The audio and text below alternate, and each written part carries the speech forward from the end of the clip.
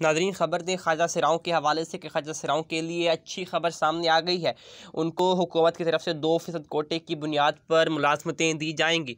पंजाब में 2% कोटे की बुनियाद पर ख्वाजा सिराओं को मुलाज़मतें दी जाएंगी। आपको हम खबर दे रहे हैं कि इस पर ख्वाजा सिराओं में खुशी की लहर दौड़ गई है। ख्वाजा सिराओं को काबिलियत की बुनियाद पर मुलाज़मतें दी जाएंगी।